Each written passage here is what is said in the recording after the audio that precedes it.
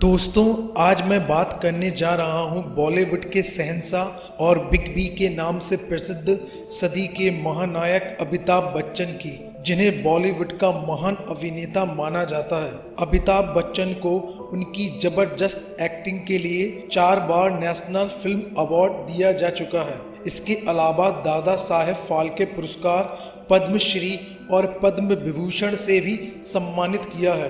दोस्तों, आज के समय में मेगा स्टार अमिताभ बच्चन की सफलता को तो सभी लोग जानते हैं, लेकिन उनकी सफलता के पीछे छिपा हुआ संघर्ष बहुत कम लोग जानते हैं। अमिताभ बच्चन का जन्म 11 अक्टूबर 1942 को इलाहाबाद में हुआ था। इनके पिता महान कवि हरिवंश राय बच्चन और मां तेजी बच्चन। बात करते हैं उन दिनों की जब अमिताभ बच्चन पढ़ने के लिए दिल्ली यूनिवर्सिटी में गए थे। यहाँ वो पढ़ाई के साथ साथ नाटकों में भी अभिनय किया करते थे। हालांकि एक्टिंग का शौक उन्हें बचपन से ही था। जब कॉलेज की पढ़ाई पूरी हुई तो इसके बाद नौकरी पाने के लिए इन्होंने दिल्ली में बहुत घूमा, लेकिन उन्हें कहीं भी नौकरी नहीं मिली, केवल असफलता ही हाथ लगी। उनके एक दोस्त के कहने पर ऑल इंडिया रेडियो में वॉइस नरेशन की जॉब के लिए अप्लाई किया, जहां उनकी आवाज़ को बहुत भारी और भद्दा बताकर रिजेक्ट कर दिया। दिल्ली में हर जगह निराशा हाथ लगने के कारण अपने दोस्तों के साथ कोलकाता चले गए। वहां उन्होंने कम पैसों में 5 साल तक प्राइवेट कंपनी में काम किया, लेकिन उनके मन में कहीं न कहीं एक्टिंग का जुनून सवार था। इसलिए वो नौकरी छोड़ 1968 में अपने आप को आजमाने के लिए मुंबई आ गए। दोस्तों, आपको याद होगा कि एक बार जहां अमिताभ बच्चन की आवाज़ को बहुत भारी और भद्दा बताकर रिजेक्ट कर दिया था, वहीं फिल्मों में उनकी शुरुआत वॉइस नरेशन के रूप में हुई। कुछ समय बाद अहमद अब्बास की फिल्म 7 हिंदुस्तानी में काम करने का मौका मिला। दुर्भाग्य से ये फिल्म फ्लॉप हो गई। इसी तरह उनकी लगातार 13 फिल्में कुछ औसत और कुछ फ्लॉप रहीं, लेकिन उन्होंने हार नहीं मानी।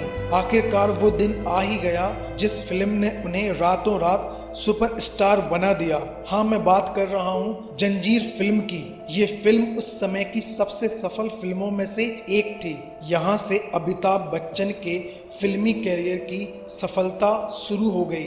उन्होंने एक के बाद एक अमर अकबर एंथनी, परवाना जैसी कई हिट फिल्में दी। तभी अचानक 26 जुलाई 1982 को कुली फिल्म की शूटिंग के दौरान उन्हें चोट लग गई। चोट इतनी गंभीर थी कि उन्हें लग रहा था कि अब वो नहीं बच पाएंगे, लेकिन डॉक्टर की कोशिश और उनके चाहने वाले फैंस की दुआएं काम आ गईं और वो जल्दी ही ठीक हो गए। इसके बाद उनकी कुली फिल्म रिलीज हुई। रिलीज होते ही फिल्म सुपरहिट रही और उस साल की सबसे ज़्यादा कमाई करने वाली फिल्म बनी। कुली फिल्म में लगी चोट के बाद उन्हें लगा कि अब वह फिल्मों में काम नहीं कर पाएंगे, इसलिए उन्होंने अपने पैर राजनीति में बढ़ा दिए, लेकिन राजनीति में वो ज़्यादा दिन तक नहीं टिक सके। 1988 में उन्होंने शहंशाह फिल्म से फिर से बॉलीवुड में वापसी की, लेकिन इसके बाद की बहुत सारी फिल्मों में निराशा ही हाथ लगी। उन्हें लगा कि उनका करियर खत्म सा हो गया। इसी बीच उन्होंने AB प्रोडक्शन हाउस खोल दिया और भी कई सारे बिजनेस, लेकिन सब में उन्हें केवल असफलता ही मिली। और एक टाइम तो ऐसा आया कि वो पूरी तरह से बैंक करप्ट हो गए। उनके अकाउंट में शून्य था, करोड़ों का कर्जा था, घर गिरवी रखा था, कुर्की के छापे पड़ रहे थे। ये उनके जीवन का सबसे बुरा दौर था, लेकिन उन्होंने हार नहीं मानी।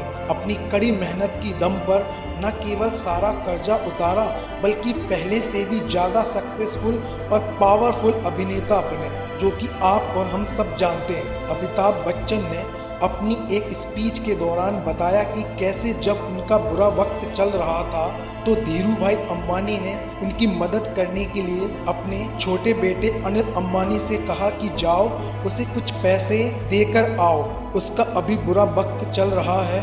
और वो पैसे इतने थे कि जिनसे अमिताभ बच्चन अपना सारा कर्जा उतार सकते थे, लेकिन उन्होंने एक भी रुपए नहीं लिया, मना कर दिया और धीरू भाई अंबानी को धन्यवाद दिया कि आपने मेरे बारे में इतना सोचा।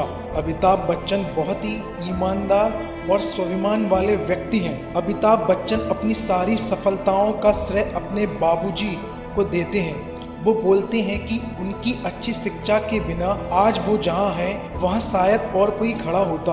अमिताभ बच्चन ने एक बार अपने पिताजी से पूछा कि पिताजी जीवन में संघर्ष बहुत है, तो इस पर उनके पिताजी बोले कि जब तक जीवन है तब तक संघर्ष है। अंत में बस इतना ही कि लहरों से डरकर नौका पार नहीं होती, कोशिश करने वालों की कभी हार नहीं होती।